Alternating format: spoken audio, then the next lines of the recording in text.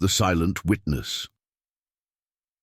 It was the stormiest night Bridgehaven had seen in years. Lightning clawed at the sky as rain pelted the cobblestone streets. Inside the dimly lit tavern, whispers of a murder travelled from table to table, each recounting more gruesome details than the last. The body of Lydia Crane, the town's most infamous socialite, had been discovered in her estate's solarium.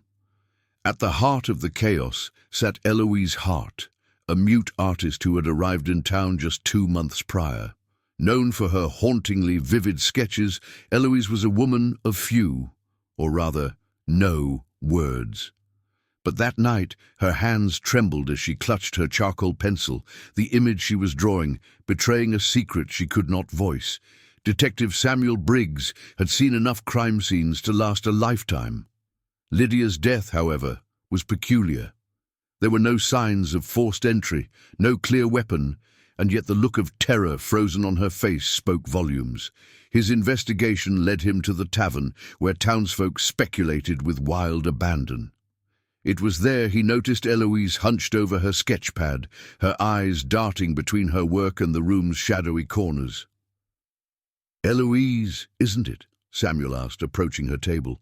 She looked up, her eyes wide but not startled. She nodded. "You draw what you see, don't you?"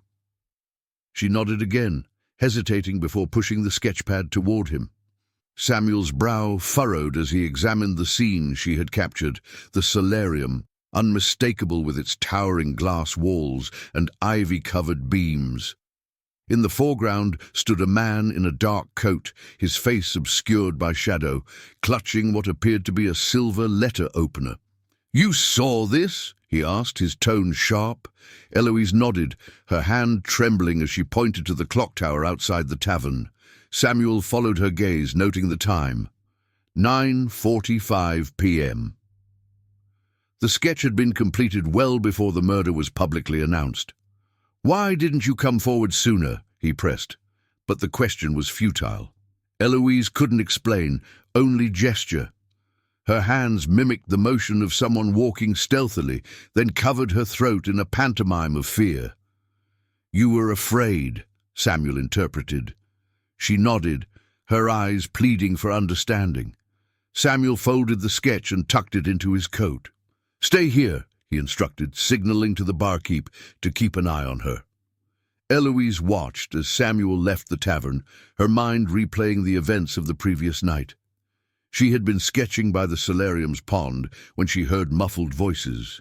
Peering through the vines, she had seen the argument escalate, the glint of silver in the moonlight and the swift, fatal strike.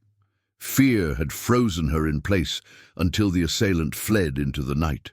Hours later, the tavern door burst open and Samuel returned, a man in handcuffs at his side.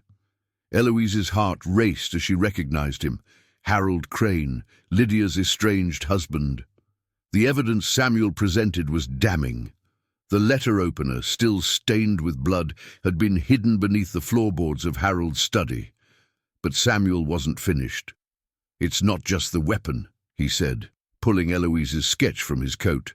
"Someone saw you, Harold. You've been caught by the one witness who could never speak a word."